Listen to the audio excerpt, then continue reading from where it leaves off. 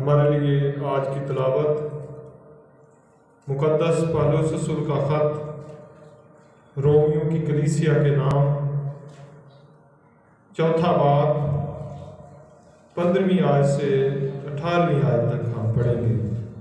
خدا کے کلام میں اس طرح لکھا ہے، کیونکہ شریعت تو غضب پیدا کرتی ہے، اور جہاں شریعت نہیں وہاں عدولی حکم بھی نہیں۔ اس واسطے وہ میراث ایمان سے ملتی ہے تاکہ فضل کے طور پر ہو، اور وہ وعدہ کل نسل کے لیے قائم رہے، نہ صرف اس نسل کے لیے جو شریعت والی ہے، بلکہ اس کے لیے بھی جو ابراہیم کی مانند ایمان والی ہے۔ وہی ہم سب کا باپ ہے، چنانچہ لکھا ہے کہ میں تجھے بہت سی قوموں کا باپ بنایا، اس خدا کے سامنے جس پر وہ ایمان لایا، اور جو مردوں کو زندہ کرتا ہے اور جو چیزیں نہیں ہیں ان کو اس طرح بلا لیتا ہے کہ گویا وہ ہیں۔ وہ نا امیدی کی حالت میں امید کے ساتھ ایمان لایا، تاکہ اس قول کے مطابق کہ تیری نسل ایسی ہوگی کہ وہ بہت سی قوموں کا باپ ہو۔ خدا کے پاک کلام کے پڑھے اور سنے جانے پر خدا کی برکت ہو، آمین۔ تشریف رکھیں۔ جیسا کہ آپ جانتے ہیں کہ ان دنوں میں ہم رومیوں کے خط کا تفصیلی مطالعہ کر رہے ہیں، اور رومیوں کے خط کا مطالعہ کرتے ہوئے ہم 4 باب کی 18ویں آیت تک آج پہنچ چکے ہیں۔ اور پچھلا پیغام جو میں نے دیا تھا، میں اس کو ذرا چیک کرنا چاہتا ہوں کہ آپ نے کچھ یاد بھی رکھا ہے یا نہیں، کیونکہ خدا کے پاک کلام میں لکھا ہے کہ ایمان سننے سے پیدا ہوتا ہے، اور سننا مسیح کے کلام سے۔ یعقوب کے خط کے پہلے باب کی 25ویں آیت میں لکھا ہے، جو شخص آزادی کی کامل شریعت پر غور سے نظر کرتا رہتا ہے وہ اپنے کام میں اس لیے برکت پاتا ہے کہ سن کر بھولتا نہیں بلکہ عمل کرتا ہے، اور جو بھول جاتا ہے وہ عمل نہیں کر پاتا۔ جو بھول جاتا ہے وہ عمل نہیں کر پاتا۔ آپ نے وہ یسوع کی ایک تمثیل بھی سنی ہوگی، بیج بونے والی تمثیل، کہ ایک بیج بونے والا نکلا اور کچھ کہاں پر گرا؟ راہ کے کنارے۔ راہ کے کنارے سے کیا مراد ہے؟ کہ وہ لوگ جو کلام کو سن کر فی الفور قبول کر لیتے ہیں، لیکن بعد میں کیا کرتے ہیں؟ بھول جاتے ہیں۔ وہ کیوں بھول جاتے ہیں؟ کہ شریر آ کر کلام لے جاتا ہے۔ اور اگر آپ روٹی کھانے بیٹھیں، آپ کی روٹی کوا اٹھا کر لے جائے تو آپ کیا فیل کریں گے؟ آئندہ آپ سختی کریں گے کوے پر کہ نہیں؟ یا آپ کھانا چاہ رہے ہیں اور آپ کو کھانا نہیں مل رہا تو آپ کیا کریں گے؟ گھر میں لڑائی کریں گے کہ نہیں؟ یہ کلام جو ہے یہ روحانی غذا ہے، یہ روح کی خوراک ہے۔ ہم کوے کو روٹی نہیں لے کر جانے دیتے۔ بلی، آپ کو پتا کہ بلی اور کتا گوشت کے کتنے دشمن ہیں۔ ہمارے گھر میں گوشت بھی پکتا ہے، ہم پھر بھی ان کو اپنے برتنوں کے نزدیک نہیں آنے دیتے، کیونکہ پتہ ہے کہ یہ ہماری کیا ہے؟ خوراک ہے۔ پھر روحانی خوراک کیوں ابلیس لے جاتا ہے؟ کلام جب ہم سن کر بھولتے ہیں تو کیا ہوتا ہے؟ بائبل مقدس میں اس کے بارے میں کیا لکھا ہے؟ اگر آپ میرے ساتھ نکال لیں، کتاب مقدس میں سے آپ نکال لیں مرکز کی انجیل،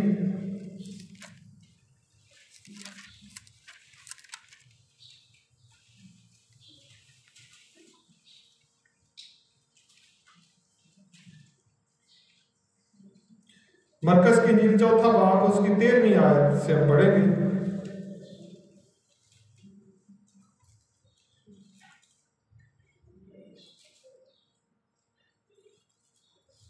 پھر اس نے ان سے کہا، کیا تم یہ تمثیل نہیں سمجھے؟ پھر سب تمثیلوں کو کیوں کر سمجھو گے؟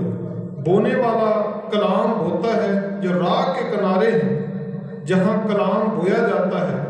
یہ وہ لوگ ہیں جب انہوں نے سنا تو شیطان پھر اور آ کر اس کلام کو جو ان میں بویا گیا تھا اٹھا لے جاتا ہے۔ کون اٹھا کر لے جاتا ہے؟ شیطان۔ ہم اپنی روٹی نہیں نا کتے کو اٹھانے دیتے، کبے کو نہیں اٹھانے دیتے، کہ اٹھانے دیتے ہیں؟ اگر ایک دفعہ لے جائے تو اگلی دفعہ کیا کرتے ہیں؟ ڈنڈا پاس رکھتے ہیں کہ نہیں؟ اس لیے یاد رکھیں کہ کلام کو بھولنا نہیں، ہم نے یاد رکھنا ہے۔ کوئی بات پچھلے ہفتے کے پیغام میں سے کسی کو یاد ہو، کوئی ایک بات؟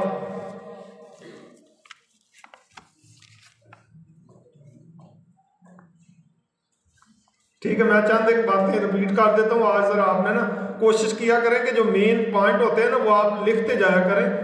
بائبل کے جب تک طالب علم ہم نہیں بنیں گے اس وقت تک ہم بائبل کو سمجھ نہیں پائیں گے۔ بائبل مقدس میں ایک آیت لکھی ہے، یوحنا کی انجیل 17واں باب 3 آیت، اس میں لکھا کہ ہمیشہ کی زندگی یہ ہے کہ وہ تجھ خدائے واحد برحق اور یسوع مسیح کو جسے تو نے بھیجا ہے جانے۔ یسوع کو جاننا کیا ہے؟ ہمیشہ کی زندگی ہے۔ اور یسوع کو کیسے جانیں گے؟ بائبل مقدس کو جب یاد رکھیں گے تب ہم یسوع کو جان سکیں گے۔ تو پچھلی دفعہ ہم نے جو باتیں سیکھی تھیں ان میں سے ایک بات یہ تھی کہ یہودیوں کا یہ دعویٰ ہے کہ جتنے وعدے ہیں وہ ہمارے ساتھ ہیں۔ یہودیوں کا کیا دعویٰ تھا؟ کہ جتنے وعدے ہیں وہ سارے ہمارے ساتھ ہیں۔ اور دوسرا وہ دعویٰ یہ کرتے تھے کہ ابراہم راست باز اس لیے تھا کہ اس نے ختنہ کروایا تھا، اس لیے راست باز تھا۔ لیکن ہم نے بائبل مقدس میں سے کیا سیکھا؟ کہ ابراہم راست باز اس لیے تھا کہ پہلے وہ ایمان لایا تھا، پھر بعد میں اس نے ختنہ کروایا، تب وہ راست باز ہوا۔ تو راست بازی ختنے کی وجہ سے نہیں آئی تھی بلکہ ایمان لانے کی وجہ سے آئی تھی۔ تیسری بات جو ہم نے سیکھی کہ چوتھی کہ ایمان اہم چیز ہے، ختنہ اہم چیز نہیں۔ جیسے آج کے دور میں ہم مسیحیوں میں جو دستور ہے، جب ہم ایمان لے آتے ہیں، پہلے ایمان لاتے ہیں کہ پہلے بپتسمہ لیتے ہیں؟ پہلے ایمان لاتے ہیں۔ تو بپتسمہ کس بات کی نشانی ہوتی ہے؟ اس ایمان لانے کے اوپر مہر ہوتی ہے، وہ ثبوت ہوتا ہے کہ میں واقعی ایمان لا چکا ہوں۔ اور پھر ہم نے یہ سیکھا تھا کہ حقیقی یہودی وہ ہے کہ جو خدا پر اور اس کے بعد خدا کے بیٹے ہمارے خداوند یسوع مسیح پر ایمان لائے۔ پھر ہم نے یہ سیکھا تھا کہ ایمان کافی نہیں بلکہ ایمان کی پیروی کرنا ضروری ہے۔ ایمان لانا صرف کافی نہیں بلکہ ایمان کی پیروی کرنا اہم بات ہے۔ ابراہم جب ہاران سے چلا تھا تو وہ اس وقت ایمان لایا تھا، لیکن جب وہ خدا کی باتیں مانتا رہا، جیسے جیسے خدا کہتا رہا وہ کرتا رہا، تو یہ اس کے ایمان کی پیروی تھی۔ تو ہم نے پچھلی دفعہ یہ چند ایک باتیں سیکھی تھی۔ آج ہم بائبل مقدس میں سے سیکھیں گے کہ پہلی جو آیت ہم نے پڑھی ہے 4 باب کی 15ویں آیت، میں اس کو دوبارہ پڑھتا ہوں۔ لکھا ہوا کیونکہ شریعت تو غضب پیدا کرتی ہے اور جہاں شریعت نہیں وہاں عدولی حکم بھی نہیں۔ شریعت کیا پیدا کرتی ہے؟ غضب پیدا کرتی ہے۔ غضب کیا ہوتا ہے؟ سزا پیدا کرتی ہے۔ شریعت غضب پیدا کرتی ہے جس کا کیا مطلب ہے؟ سزا۔ تو شریعت کیوں سزا پیدا کرتی ہے؟ اگر آپ یعقوب کا خط پڑھیں، آپ میرے ساتھ نکالیں یعقوب کا خط، اس کا 2 باب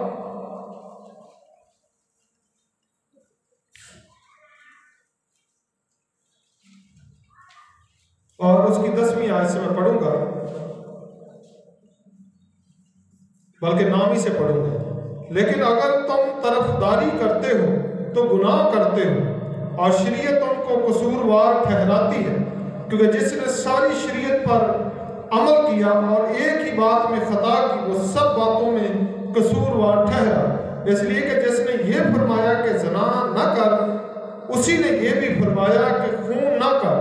بس اگر تو نے زنا تو نہ کیا مگر خون کیا تو بھی شریعت کا عدول کرنے والا ٹھہرا۔ تم ان لوگوں کی طرح کلام بھی کرو اور کام بھی، کیونکہ جن کا آزادی کی شریعت کے موافق انصاف ہوگا۔ ہم نے یہ سیکھا اس میں سے کہ جس نے ساری شریعت پر عمل کیا لیکن ایک ہی بات میں قصوروار ہوا، خدا کا پاک کلام اس کو کہتا ہے کہ وہ ہر ایک بات میں قصوروار ہے، ساری باتوں میں مجرم ہے۔ شریعت کا یہ دستور تھا کہ جب بھی کوئی شخص جرم کرتا تو ہر جرم کی اس کو قربانی دینی پڑتی تھی، لیکن کچھ جرم ایسے تھے جن کی قربانی نہیں ہوتی تھی بلکہ سزائے موت ہوتی تھی۔ مثال کے طور پر بائبل مقدس میں لکھا ہے کہ جو کوئی اپنے باپ یا ماں کو برا کہے وہ ضرور ہے کہ جان سے مارا جائے، وہ جان سے مارا جائے۔ تو آج کے دور میں اگر شریعت لاگو کی جائے تو آپ سمجھ سکتے ہیں کہ گھر میں کتنے لوگ زندہ باقی بچ سکتے ہیں، کیونکہ تمام بچے جو ہیں وہ اپنے والدین کو بیوقوف سمجھتے ہیں۔ تمام بچے جو ہیں وہ اپنے والدین کو سمجھدار نہیں سمجھتے، وہ سمجھتے ہیں کہ ہم جدید دور میں ہیں، یہ کمپیوٹر کا دور ہے۔ اور آپ جانتے ہیں کہ کتاب مقدس کے مطابق جو کوئی اپنے والدین کو برا سمجھتا تھا اس وقت ان کی سزائے موت تھی۔ استثنا کی کتاب میں لکھا ہوا ہے اگر کسی کا بیٹا ضدی اور گردن کش ہو اور اپنے باپ کی اور اپنے ماں کی بات نہ سنتا ہو تو اس کے والدین اسے پکڑے اور کھینچ کر اس کو چوک میں بزرگوں کے پاس لے جائیں اور ان سے عرض کریں کہ یہ ہمارا بیٹا ضدی، نافرمان اور شرابی ہے۔ پس اس چوک کے بزرگ جو ہیں وہ کیا کریں، حکم دیں اور اس کو سنگسار کیا جائے۔ تو کچھ جرم ایسے تھے جن کی سزائے موت تھی، لیکن کچھ جرم ایسے تھے جن کی سزائے موت نہیں تھی بلکہ فدیہ اور کفارہ ہوتا تھا۔ آپ بکرے یا بچڑے یا بیل یا کمریوں کے کسی جوڑے کی قربانی دے کر رہائی پا سکتے تھے۔ زنا کی جو سزا تھی وہ سزائے موت تھی، اور آج بھی ملک پاکستان کے قوانین کے مطابق زنا بالجبر کی سزائے موت ہوتی ہے۔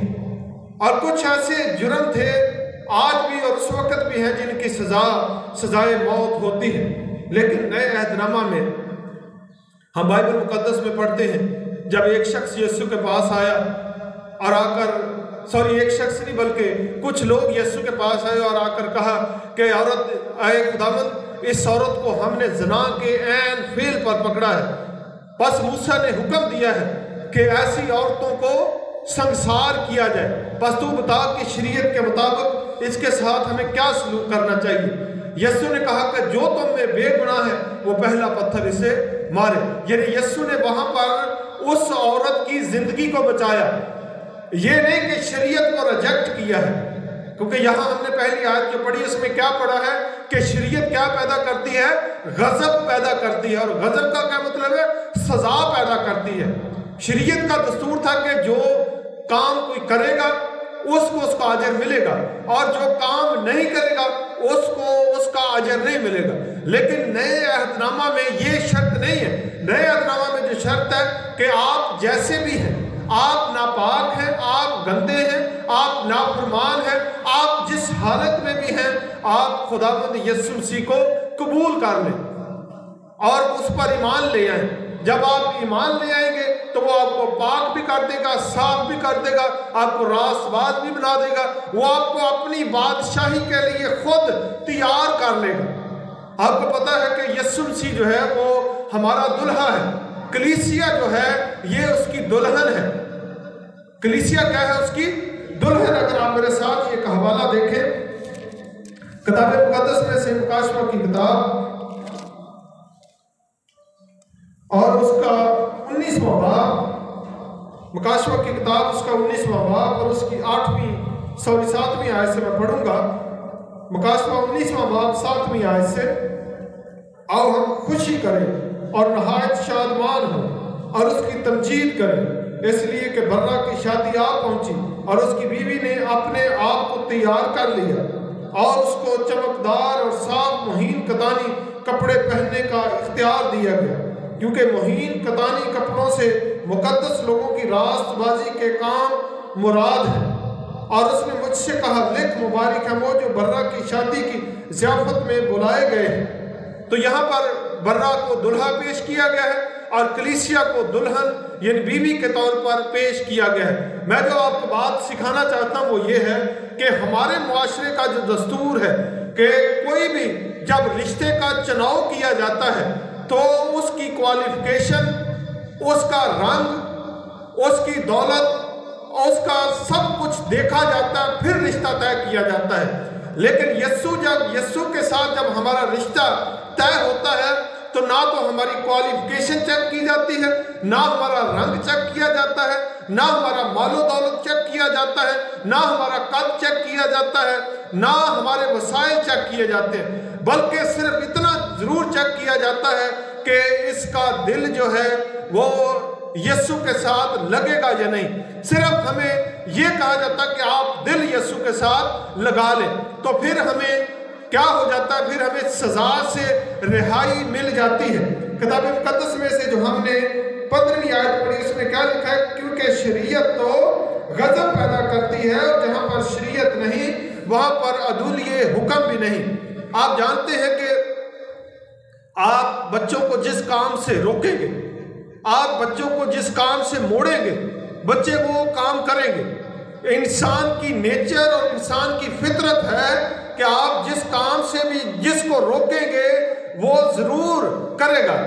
एक दफा की बात है कि किसी खुदा के खादम के पास कुछ लोग गए और जाकर कहा कि पादरी साहब आप ये बताएं कि जब खुदा ने मना किया था आदम और हव्वा को कि तुम ये फल ना खाना, फिर उन्होंने क्यों खाया? उस खुदा के खादम ने जवाब दिया कि आज आप जाएं, आप फलां दिन आना, फिर मैं आपको बताऊंगा। उसने क्या किया कि एक परिंदा पकड़ा और उसको अपने डाइनिंग टेबल पर एक बर्तन रखकर उसमें रख दिया और ऊपर से ढकना बंद कर दिया। खाना उसने टेबल पर लगा दिया और उनको कहा मेहमानों को कि आप इधर बैठें और खाना खाएं, मैं कुछ देर के बाद आता हूं, लेकिन आपने इस बर्तन के ऊपर जो ढकना दिया हुआ है इसको नहीं उठाना। खुदा का खादम चला गया और जब वो खाना खाने लगे तो उनके दिल में बार बार ख्याल पैदा हो रहा था कि क्यों आखिर मना किया गया है कि इस ढकने को नहीं उठाना। उन्होंने कहा जरा उठाकर तो देखें। जो ही उन्होंने ढकना उठाया परिंदा उड़कर चला गया। जब वो खुदा का खादम वापस आया उसने देखा कि उसमें वो परिंदा नहीं था, तो उसने पूछा कि मैंने तो आपको मना किया था कि आपने इस ढकने को ऊपर से नहीं उठाना, फिर आपने क्यों उठाया? उन्होंने जवाब दिया कि हमने कहा इसमें देखें तो सही क्या है। तो उस खुदा के खादम ने बताया कि बस इसी तरह आदम और हव्वा ने भी कहा कि हम जरा इसको खाकर तो देखें इसमें टेस्ट क्या है, इसका जायका क्या है। इसी तरह आप जानते हैं कि इंसान को जिस काम से रोका जाता है इंसान वो काम लाजमी करता है। अगर मेरा ख्याल है कि खुदा आदम को ये ना कहता कि तुम इस दरख्त के फल को ना खाना, मना ना करता, तो कभी भी शायद उसके दरख्त तक पहुंचने के लिए उनके पास वक्त ना होता, क्योंकि बागे अदन में बेशुमार दरख्त थे, हर किस्म के फल मौजूद थे। पता नहीं उस दरख्त का नंबर भी आना था कि नहीं आना था, लेकिन जब खुदा ने मना कर दिया तो इंसान की नेचर है कि जिस चीज से मना किया जाता है वो काम इंसान के करने को बार बार दिल करता है। आपने अपनी जिंदगी में ये तजर्बा किया होगा कि जब कोई शख्स अपनी जिंदगी की आखिरी सांसों पर होता है, मौत और जिंदगी की कश्मकश में होता है, डॉक्टर उसको परहेज बताते हैं कि आपने चावल नहीं खाने, आपने तली हुई चीजें नहीं खानी, आपने पराठा नहीं खाना, आपने बड़ा गोश्त नहीं खाना। तो जिन चीजों से डॉक्टर मना करता है उसका दिल करता उन चीजों को खाने को कि नहीं। मैंने अपनी जिंदगी में 3-4 मरीजों को देखा है कि डॉक्टर ने कहा कि ये चीजें आप ना खाएं, आप जिंदा रह सकते हैं, आप बच सकते हैं, लेकिन उन्होंने खा खा कर अपनी मौत को दावत दे दी। जैसे आदम और हव्वा ने इस फल को खाकर किसको दावत दी थी? मौत को दावत दी थी। इसलिए कलाम में हमने क्या पढ़ा है कि जहां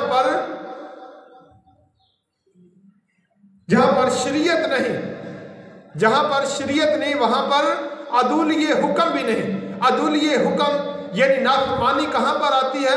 जहां पर हुक्म दिया जाता है अभी मैं अगर किसी को कहूं कि आपने चर्च से उठकर बाहर नहीं जाना, बाहर को खड़ा हुआ है, तो लाजमी दिल में वसवसे पैदा होंगे, पता नहीं कौन खलोता है बाहर, मोड़ मोड़ के देखा किसी को, क्योंकि ये इंसान की नेचर है कि जिस चीज से रोका जाता है वो करता है। खुदा ने आदम और हवा को एक हुक्म दिया, उन्होंने एक हुक्म पर अमल ना किया और बागे अदन से बाहर आ गए। खुदा ने और हुक्म दिए और नाफरमानी आई, खुदा ने और हुक्म दिए और नाफरमानी आई, हत्ता के शरीयत में 613 अहकाम हैं और 613 अहकाम जब खुदा ने दिए तो तमाम बनी इसराइल उन हुक्मों पर अमल करने से कासर थे।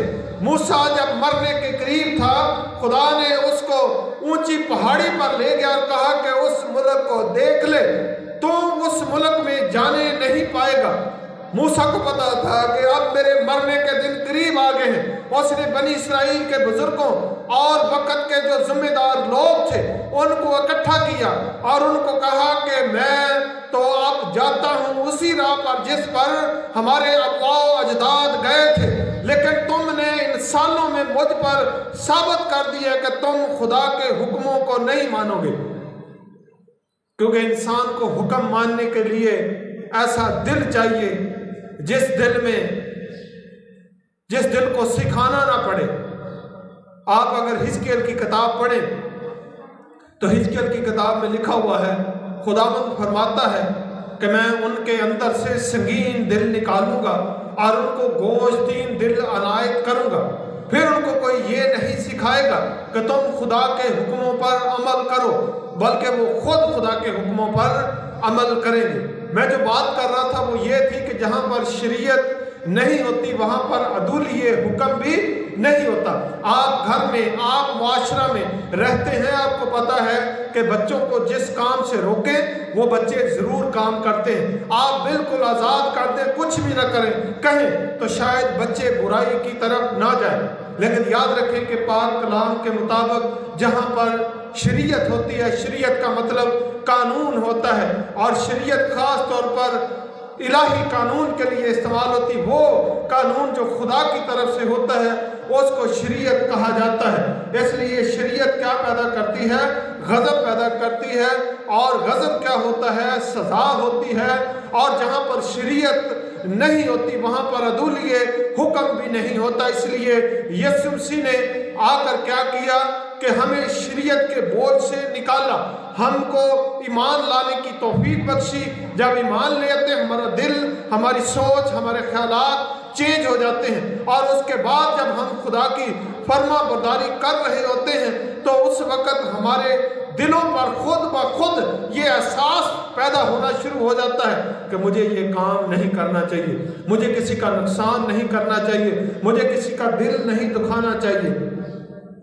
उसके बाद 16वीं आयत हम पढ़ते हैं तो 16वीं आयत में लिखा है, इस वास्ते वो मेरास ईमान से मिलती है ताकि फजल के तौर पर हो, और वो वादा कुल नस्ल के लिए कायम रहे, ना सिर्फ उस नस्ल के लिए जो शरीयत वाली है बल्कि उसके लिए भी जो अब्राहम की मानद ईमान वाली है। वारिस होने का जो वादा है बनी इसराइल के साथ जो वादा था वो कौन सा था? मुल्क कनान का। खुदा ने अब्राहम को कहा कि मशरक और मगरब और शमाल और जनूब को अपने कदम मार, और जहाँ जहाँ पर तेरे पाँव का तलवा टिकेगा मैं वो जगह, वो मेराज तुझको और तेरे बाद तेरी नस्ल को दूंगा। और उसके बाद याद रखें कि वो जो मेराज थी वो ज़मीन की मेराज थी, लेकिन ईमानदारों को जो मेराज मिलेगी, पहले नंबर पर ईमान की मेराज है, दूसरे नंबर पर आसमान पर उनको जगह मिलेगी। क्योंकि पाक कलाम में क्या लिखा हुआ है?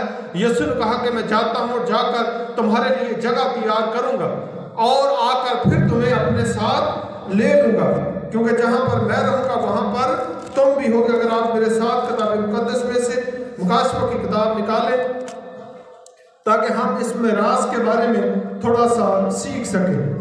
किताब मुकद्दस में से मुकाशवा की किताब उसका 21वां बाब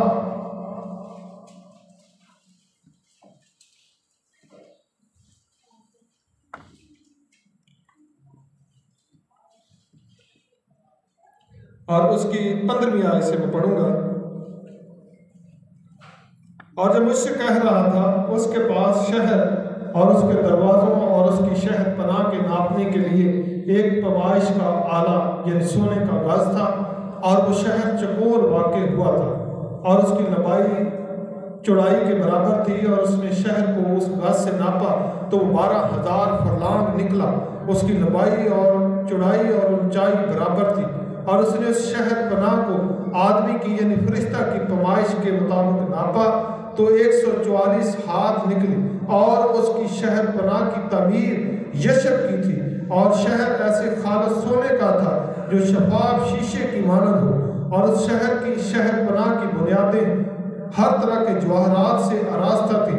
پہلی بنیاد یشب کی، دوسری نیلم کی، تیسری شب چراغ کی، چوتھی زمرد کی، پانچویں عقیق کی، چھٹی لال کی، ساتویں سنہرے پتھر کی، آٹھویں فیروزہ کی، نویں زبرجد کی، 10ویں یمنی کی، 11ویں سنگ سملی کی، اور 12ویں یاقوت کی، اور 12 دروازے 12 موتیوں کے تھے، ہر دروازہ ایک موتی کا تھا، اور شہر کی سڑکیں شفاف شیشے کی مانند خالص سونے کی تھیں، اور میں نے اس میں کوئی مقدس نہ دیکھا، اس لیے کہ خداوند خدا قادر مطلق اور برہ اس کا مقدس ہے، اور اس شہر میں سورج یا چاند کی روشنی کی کچھ حاجت نہیں، کیونکہ خدا کے جلال نے اسے روشن کر رکھا ہے، اور برہ اس کا چراغ ہے، اور قومیں اس کی روشنی میں چلے پھریں گی، اور زمین کے بادشاہ اپنی شان و شوکت کا سامان اس میں لائیں گے، اور اس کے دروازے دن کو ہرگز بند نہ ہوں گے، اور رات وہاں پر نہ ہوگی، اور لوگ قوموں کی شان و شوکت اور عزت کا سامان اس میں لائیں گے، اور اس میں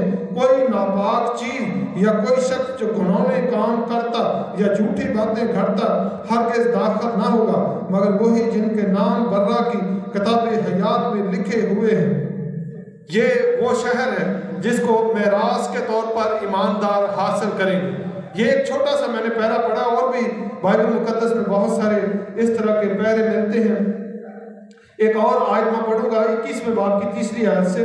پھر میں نے تخت میں سے کسی کو بلند آواز سے یہ کہتے سنا کہ دیکھو خدا کا خیمہ آدمیوں کے درمیان ہے، اور وہ ان کے ساتھ سکونت کرے گا، اور وہ اس کے لوگ ہوں گے، اور خدا آپ ان کے ساتھ رہے گا، اور ان کا خدا ہوگا، اور ان کی آنکھوں کے سب آنسو پونچھ دے گا۔ اس کے بعد نہ موت رہے گی، نہ ماتم رہے گا، نہ آہ و نالہ، نہ درد۔ پہلی چیزیں جاتی رہیں، اور جو تخت پر بیٹھا ہوا تھا اس نے کہا دیکھ میں سب چیزوں کو نیا بنا دیتا ہوں۔ پھر اس نے کہا کہ لکھ، کیونکہ یہ باتیں سچ اور برحق ہیں۔ پھر اس نے مجھ سے کہا کہ یہ باتیں پوری ہوں گی۔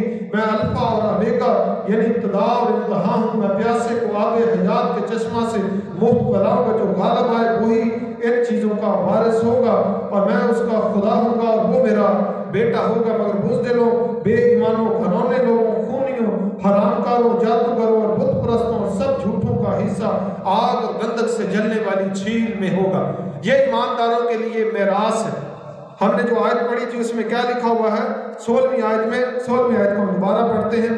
اس طرح لکھا ہے اس واسطے وہ میراث ایمان سے ملتی ہے تاکہ فضل کے طور پر ہو، اور وہ وعدہ کل نسل کے لیے قائم ہو۔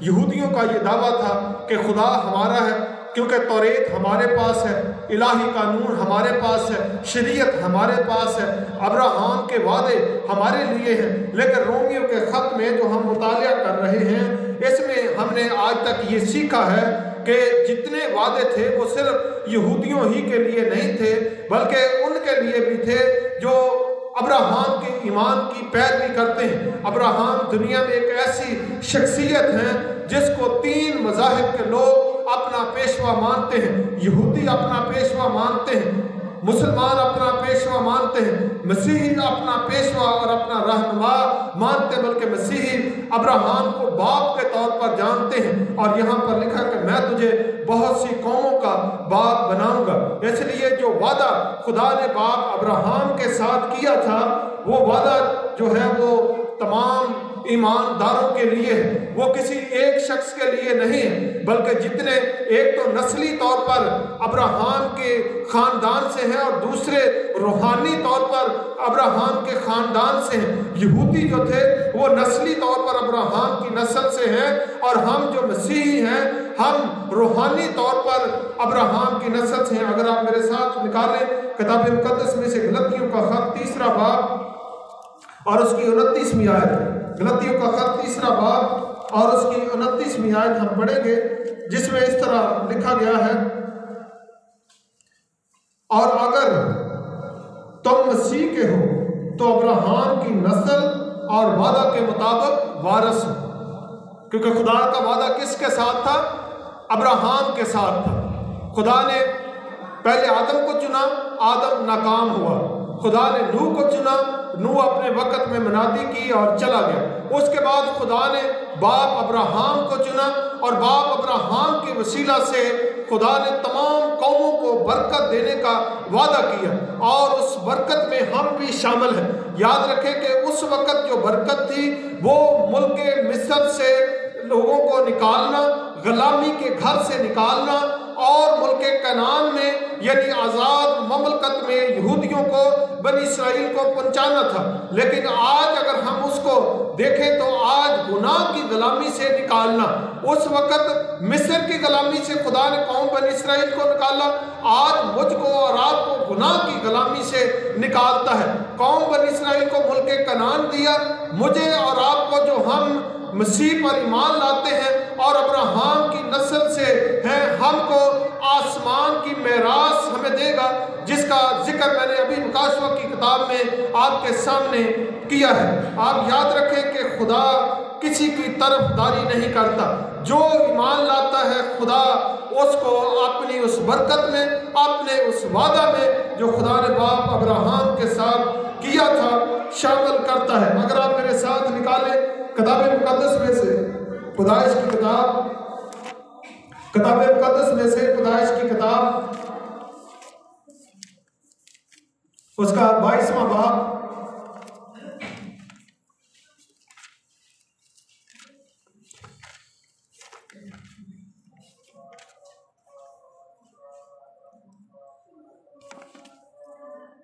پہلی آیت میں اس طرح لکھا ہے، ان باتوں کے بعد یوں ہوا کہ خدا نے ابراہام کو آزمایا اور اس سے کہا کہ آئے ابراہام۔ اس نے کہا کہ میں حاضر ہوں۔ تب اس نے کہا کہ تو اپنے بیٹے اسحاق کو جو تیرا اکلوتا ہے، جسے تو پیار کرتا ہے، ساتھ لے کر موریا کے ملک میں جا، اور وہاں اسے اس پہاڑوں میں سے ایک پہاڑ پر جو میں تجھے دکھاؤں گا سوتنی قربانی کے طور پر چڑھا۔ تب ابراہام صبح سویرے اٹھ کر اپنے گدھے پر 4 جمع کسا اور اپنے ساتھ 2 جوانوں اور اپنے بیٹے اسحاق کو لے کر، اور سوتنی قربانی کے لیے لکڑیاں چیریں، اور اٹھ کر اس جگہ کو جو خدا نے اسے بتائی تھی روانہ ہوا۔ تیسرے دن ابراہام نے نگاہ کی اور اس جگہ کو دور سے دیکھا۔ تب ابراہام نے اپنے جوانوں سے کہا کہ تم یہیں گدھے کے پاس ٹھہرو، میں اور یہ لڑکا دونوں ذرا وہاں تک جاتے ہیں اور سجدہ کر کے پھر تمہارے پاس لوٹ آئیں گے۔ اور ابراہام نے سوتنی قربانی کی لکڑیاں لے کر اپنے بیٹے اسحاق پر رکھیں، اور آگ اور چھری اپنے ہاتھ میں لی، اور دونوں اکٹھے روانہ ہوئے۔ تب اسحاق نے اپنے باپ ابراہام سے کہا، اے باپ۔ اس نے کہا، جواب دیا کہ اے میرے بیٹے، میں حاضر ہوں۔ اس نے کہا کہ دیکھ، آگ اور لکڑیاں تو ہیں، پر سوتنی قربانی کے لیے برہ کہاں ہے؟ ابراہام نے کہا، اے میرے بیٹے، خدا آپ ہی اپنے واسطے سوتنی قربانی کے لیے برہ مہیا کرے گا۔ سو وہ دونوں آگے چلے گئے اور اس جگہ پہنچے جو خدا نے بتائی تھی۔ وہاں ابراہام نے قربان گاہ بنائی اور اس پر لکڑیاں چنی اور اپنے بیٹے اسحاق کو باندھا اور اسے قربان گاہ پر لکڑیوں کے اوپر رکھا۔ اور ابراہام نے ہاتھ بڑھا کر چھری لی کہ اپنے بیٹے کو ذبح کرے۔ تب خداوند کے فرشتہ نے اسے آسمان سے پکار کر کہا، اے ابراہام، اے ابراہام۔ اس نے کہا کہ میں حاضر ہوں۔ پھر اس نے کہا کہ تو اپنا ہاتھ لڑکے پر نہ چلا اور نہ اس سے کچھ کر، کیونکہ اب میں جان گیا ہوں کہ تو خدا سے ڈرتا ہے، اس لیے کہ تو نے اپنے بیٹے کو جو تیرا اکلوتا ہے مجھ سے دریغ نہ کیا۔ اور ابراہام نے نگاہ کی اور اپنے پیچھے ایک مینڈے کو دیکھا جس کے سینگ جھاڑی میں اٹکے تھے۔ تب ابراہام نے جا کر اس مینڈے کو پکڑا اور اپنے بیٹے کے بدلے سوتنی قربانی کے طور پر چڑھایا، اور ابراہام نے اس مقام کا نام یہوہ یری رکھا۔ چنانچہ آج تک یہ کہاوت ہے کہ خداوند کے پہاڑ پر से दोबारा अब्राहम को पुकारा और कहा कि खुदावंद फरमाता है चूंकि तूने ये काम किया कि अपने बेटे को जो तेरा इकलौता है दरेक ना रखा, इसलिए मैंने भी अपनी जात की कसम खाई है कि मैं तुझे बरकत पर बरकत दूंगा और तेरी नस्ल को बढ़ाते बढ़ाते आसमान के तारों और समुंदर की किनारे की रेत की मानद करूंगा, और तेरी औलाद अपने दुश्मनों के फाटक की मालक होगी, और तेरी नस्ल के वसीला से जमीन की सब कौमें बरकत पाएंगी, क्योंकि तूने मेरी बात मानी। ये वो वादा था जो आज हम दोबारा इसको रिपीट कर रहे हैं कि यहूदियों का ये दावा है कि ये वादे जो थे ये सिर्फ हमारे लिए हैं। अभी हमने गलतियों के खत में जो हवाला पढ़ा है, मैं इस आयत को दोबारा पढ़ूंगा। गलतियों के खत में लिखा हुआ है, और अगर तुम मसीह के हो तो अब्राहम की नस्ल और वादा के मुताबिक वारस हो। वो वादा जो मैंने पैदाइश की किताब के 22वें बाब में पढ़ा, ये उस वादे की बात है कि खुदा ने कहा कि मैं तेरी नस्ल को बढ़ाऊंगा। खुदा ने कहा कि तेरी औलाद ज़मीन के रेत के ज़र्रों की मानद और आसमान के सितारों की मानद होगी। तेरी औलाद अपने दुश्मनों के फाटकों की मालिक होगी, और मैं तुझे बरकत पर बरकत दूंगा। ये खुदा का वादा था। इसलिए यहूदी जो थे वो सिर्फ इस बात पर फख्र करते थे कि हम नस्ली तौर पर अब्राहम के हैं, हम नस्ली तौर पर अब्राहम के ख़ानदान से हैं। जितने वादे, जितनी बरकतें और जितनी रहमतें हैं वो सब हमारे साथ हैं। लेकिन पौलुस रसूल इस बात की वजाहत करने की कोशिश कर रहा है कि ये वादा सारे ईमानदारों के लिए है। आयत नंबर 17 हम पढ़ेंगे। आयत नंबर 17 में इस तरह लिखा है, चुनांचे लिखा है कि मैंने तुझे बहुत सी कौमों का बाप बनाया, उस खुदा के सामने जिस पर वो ईमान लाया और जो मुर्दों को जिंदा करता है और जो चीज़ें नहीं हैं उनको इस तरह बुला लेता है कि गोया वो है। आप जानते हैं कि जब अब्राहम के औलाद नहीं थी, खुदा उसको बार बार कहता था कि मैं तुझे औलाद दूंगा, मैं तेरी औलाद को बहुत बढ़ाऊंगा, मैं तुझे बरकत दूंगा, ये सारा मुल्क जो है मैं तुझे दे दूंगा और उसके बाद तेरी नस्ल को दे दूंगा। लेकिन अब्राहम की औलाद नहीं थी। अब्राहम 100 वर्ष का हो चुका था और उसकी बीवी सारा जो थी वो 90 वर्ष की हो चुकी थी। किताब मुकद्दस में लिखा हुआ है कि सारा की वो हालत नहीं थी जो बच्चा पैदा करने वाली औरतों की होती है, और अब्राहम भी ज़हीफ हो चुका था, क्योंकि खुदा जो है वो नाउमीदी में उम्मीद पैदा करता है। अभी जो मैंने आयत आपके सामने पढ़ी है, इसमें क्या लिखा है कि खुदा जो मुर्दों को जिंदा करता और जो चीज़ें नहीं हैं उनको इस तरह बुला लेता है कि जैसे वो पहले से हैं। क्योंकि उस वक़्त अब्राहम और सारा के औलाद होने की मेडिकल तौर पर कोई उम्मीद नहीं थी। अगर आप मेरे साथ किताब मुकद्दस में से एक हवाला देखें, अब्रानियों का खत उसका 11वां बाब, किताब मुकद्दस में से अब्रानियों का खत उसका 11वां बाब और उसकी 11वीं आयत से मैं आपके सामने पढ़ूंगा। 11वीं आयत में इस तरह लिखा है, ईमान ही से सारा ने भी सन्यास में के बाद हामला होने की ताकत पाई, इसलिए कि उसने वादा करने वाले को सच्चा जाना। बस एक शख्स से जो मुर्दा सा था, आसमान के सितारों के बराबर कसीर और समुंदर के किनारे की रेत के बराबर बेशुमार औलाद पैदा हुई। सन्यास का मतलब है मायूसी। खुदा ने मायूसी में क्या बख्शी? उसको उम्मीद बख्शी। खुदा नाउमीदी में उम्मीद बख्शता है। जहाँ पर इंसान की अकल ख़त्म हो जाती है, जहाँ पर इंसान की अकल जवाब दे जाती है, वहाँ पर खुदा अपने काम को शुरू करता है। इंसान अपने तरीके से, अपनी हिकमत से, अपने तरीके से काम करना चाहता है, लेकिन खुदा का तरीका बिल्कुल इंसानों से मुख्तलिफ है। जिस तरह अब्राहम का जिस्म मुर्दा, सारा बीबी का जिस्म मुर्दा था, लेकिन खुदा ने उस मुर्दा जिस्म में से क्या पैदा की? उनके लिए उम्मीद पैदा की, और खुदा ने उनको इजहाक जैसा बेटा बख्शा। इजहाक का मतलब क्या है? मुस्कुराहट। और खुदा ने उनको मायूसी और नाउमीदी की हालत में मुस्कुराहट बख्शी, खुदा ने उनको उम्मीद बख्शी। हमने जो अब्रानियों के खत में हवाला पढ़ा, इसमें क्या लिखा हुआ है? इसमें लिखा है, ईमान ही से सारा ने भी सन्यास के बाद हामला होने की ताकत पाई, इसलिए कि उसने वादा करने वाले को सच्चा जान लिया। क्यों? खुदा ने उनको ये बरकत दी, खुदा ने क्यों उनको ये वादा दिया? और वो वादा और वो बरकत सिर्फ अब्राहम और सारा बीबी तक नहीं रहा, वो आज मेरे और आपके साथ भी वादा है। وہ برکت آج میرے اور آپ کے ساتھ بھی ہے، اور صرف میرے اور آپ کے ساتھ نہیں بلکہ دنیا کی تمام قوموں اور تمام قبیلوں کے لیے ہے جو خدا پر اور خدا کے بیٹے خداوند یسوع مسیح پر ایمان لاتے ہیں۔ چنانچہ لکھا بس ایک شخص سے جو مردہ سا تھا۔ اب یہ میں نے تو نہیں لکھا، یہ بائبل مقدس میں لکھا ہوا کہ ایک شخص سے جو مردہ سا تھا، اس کا مطلب یہ ہے کہ اس وقت ابراہام کے اولاد پیدا ہونے کی کوئی چانس نہیں تھے۔ اسی لیے رومیو کے خط کا مصنف 4 باب کی 17 آیت میں لکھا ہے کہ خدا جو مردوں کو زندہ کرتا ہے اور ان چیزوں کو جو نہیں ہے اس طرح بلا لیتا ہے جیسے وہ پہلے سے موجود ہے۔ اس لیے ہمیں خدا کے کسی وعدے پر، خدا کی کسی بات پر شک نہیں کرنا چاہیے، کیونکہ سارا نے کیوں برکت پائی؟ کیونکہ اس نے وعدہ کرنے والے کو سچا جان لیا تھا۔ میری اور آپ کی خامی اور کمزوری یہ ہے کہ ہم وعدہ کرنے والے کو سچا نہیں جانتے، ہم وعدے میں شک کرتے ہیں، اور جب ہم وعدے میں شک کرتے ہیں تو اس وقت ہم اپنی برکت نہیں پا سکتے۔ اس لیے یاد رکھیں کہ ہمیں وعدہ کرنے والے پر شک نہیں کرنا چاہیے۔ اس کے بعد ہم کتاب مقدس میں ایک اور آیت پڑھیں گے، افسیوں کا خط، کتاب مقدس میں سے افسیوں کا خط، اس کا 2 باب، پہلی آیت سے پڑھوں گا، 1 سے 5 تک۔ اور اس نے تمہیں بھی زندہ کیا جب اپنے قصوروں اور گناہوں کے سبب سے مردہ تھے، جن میں تم پیشتر دنیا کی روش پر چلتے تھے اور ہوا کی عملداری کے حاکم یعنی شروع کی پیروی کرتے تھے، جو اب نافرمانی کے فرزندوں میں تاثیر کرتی ہے۔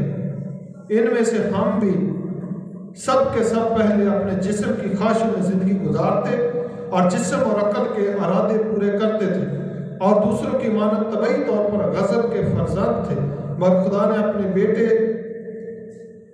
خدا نے اپنے رحم کی دولت سے اس بڑی محبت کے سبب سے جو اس نے ہم سے کی، جب قصوروں کے سبب سے مردہ ہی تھے تو ہم کو مسیح کے ساتھ زندہ کیا۔ خدا نے ابراہام کے مردہ جسم سے اولاد پیدا کی اور اس کو امید بخشی۔ خدا نے خدا کے بیٹے ہمارے منجی کو مردوں میں سے زندہ کیا۔ اور اب ہم نے یہاں پر کیا پڑھا ہے کہ تم بھی جو اپنے قصوروں اور گناہوں کے سبب سے کیا تھے؟ مردہ تھے، تمہیں بھی کیا کیا؟ زندہ کیا۔ خدا زندہ کرنے کی قدرت رکھتا۔ ہم نے 17 آیت جو پڑھی تھی اس میں کیا لکھا ہے؟ خدا جو مردوں کو زندہ کرتا اور جو چیزیں نہیں ہیں ان کو اس طرح بلا لیتا ہے جیسے وہ پہلے سے موجود ہیں۔ تو خدا ہمارے مردہ پن کی حالت کو کیا کرتا ہے؟ ٹھیک کرتا ہے۔ اسی طرح افسیوں کے خط میں اور بھی ایک آیت ہے جس میں لکھا ہوا ہے، آئے سونے والے جاگ اور مردوں میں سے جی اٹھ، تو مسیح کا نور تجھ پر چمکے گا۔ جب ہم اپنے قصوروں اور اپنے گناہوں کی گرفت میں ہوتے ہیں اس وقت ہم مردہ حالت میں ہوتے ہیں، تو خدا مسیح کے وسیلہ سے ہمیں کیا کرتا ہے؟ زندہ کرتا ہے۔ اس کے بعد ہم آخری آیت یعنی 18ویں آیت پڑھیں گے۔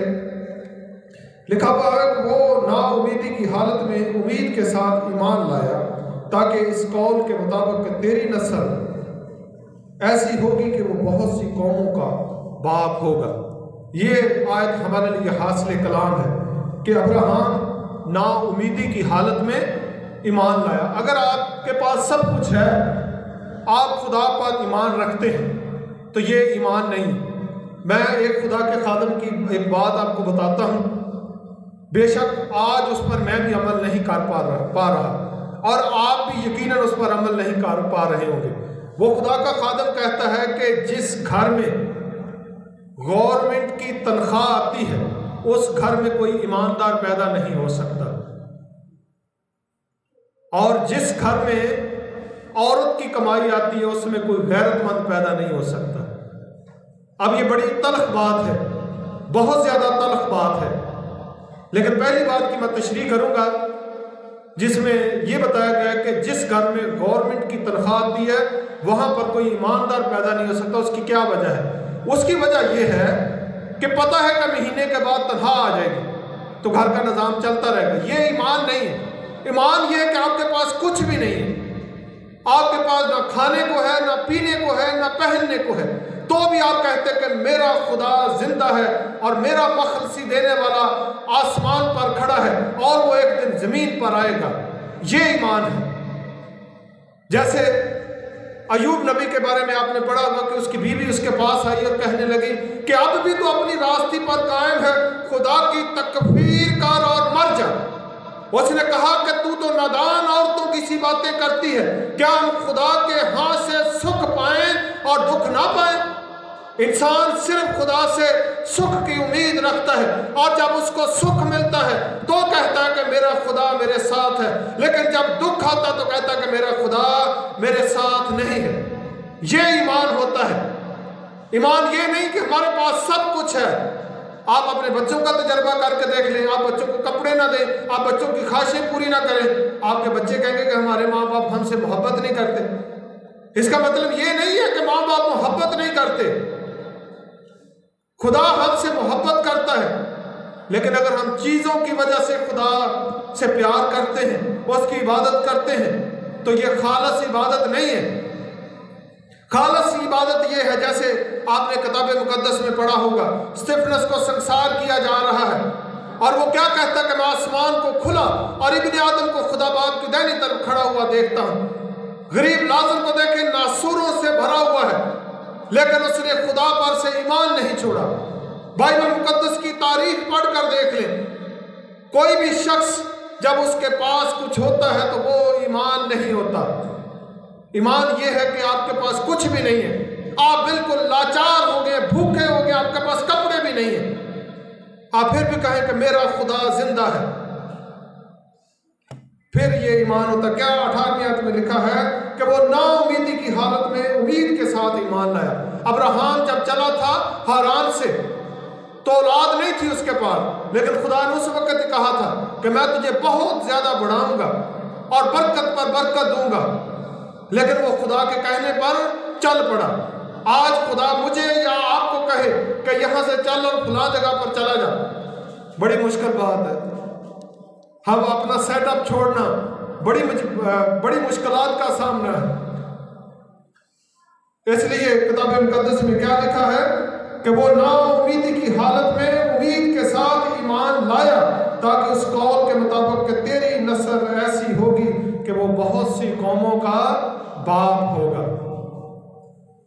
میں آج کے پیغام کو دوبارہ چند باتوں کو ریپیٹ کر دیتا ہوں۔ شریعت کیا پیدا کرتی ہے؟ غضب پیدا کرتی ہے۔ غضب کیا ہوتا ہے؟ سزا ہوتی ہے۔ اس کے بعد ہم پورے طور پر خدا کے حکموں کی فرما برداری نہیں کر سکتے، صرف ہم ایمان لانے کی وجہ سے بچ سکتے ہیں۔ لکھا ہوا ہے یوحنا کی انجیل میں کہ جو بیٹے پر ایمان لاتا ہے ہمیشہ کی زندگی اس کی ہے، اور جو بیٹے کی نہیں مانتا وہ زندگی کو نہ دیکھے گا۔ دوسری بات ہم نے سیکھی کہ وارث ہونے کا وعدہ جو ہے وہ صرف شریعت والوں کے لیے نہیں ہے، بلکہ ایمان والوں کے لیے بھی ہے جو مسیح پر ایمان لاتے ہیں۔ ابراہیم بہت سی قوموں کا باپ کہلایا، لیکن وہ ایمان لانے کی وجہ سے راست بات گنا گیا۔ ہم نے حوالے بھی بہت سارے پڑھے تھے۔ اور دوسرے نمبر پر خدا نا امیدی کی حالت میں امید پیدا کرتا ہے۔ خدا ابراہیم کے مردہ جسم سے آسمان کے ستاروں اور سمندر کی ریت کے کناروں، سمندر کی ریت کے ذروں کی مانند اولاد ایک مردہ جسم سے پیدا کر سکتا ہے، تو خدا مجھے اور آپ کو کیوں نہیں استعمال کر سکتا؟ صرف خدا پر ایمان رکھنا، جو بھی حالت ہو، تنگی ہو، تکلیف ہو، دکھ ہو، آزمائش ہو، خدا پر ایمان رکھنا اور ایمان پر قائم رہنا۔ اور آخری بات ہم نے جو سیکھی وہ یہ ہے کہ ایمان لانا سب سے اہم چیز ہے، اور ایمان لا کر ایمان پر قائم رہنا۔ سو خدا مجھے اور آپ سب کو آج اس کلام کے وسیلہ سے برکت بخشے، آمین۔ ہم اپنی آنکھیں بند کریں، اپنے سروں کو جھکائیں اور دعا کریں۔ آسمان اور زمین کے خالق اور مالک یسوع مسیح میں ہمارے آسمانی باپ، آج اس کلام کے لیے تیرا شکر کرتے ہیں جو تو نے ہمیں بخشا تاکہ ہم اس کلام پر غور کر کے اپنی زندگیوں کو بہتر بنا سکیں۔ جو کلام کا بیج آج بویا گیا یہ بے پھل نہ رہے، بلکہ 30 گنا، 60 گنا اور 100 گنا پھل لائے۔ ابلیس شریر کے سارے منصوبوں کو ڈانٹتا اور حکم دیتا ہوں کہ ان زندگیوں سے کلام چھیننے نہ پائے، یہ کلام قائم رہے اور تیرے لوگ اس کلام پر قائم رہ کر اپنی برکت کو پا سکیں۔ یہ دعا تیرے پیارے بیٹے اپنے خداوند یسوع مسیح کے نام سے مانگتے ہیں، آمین۔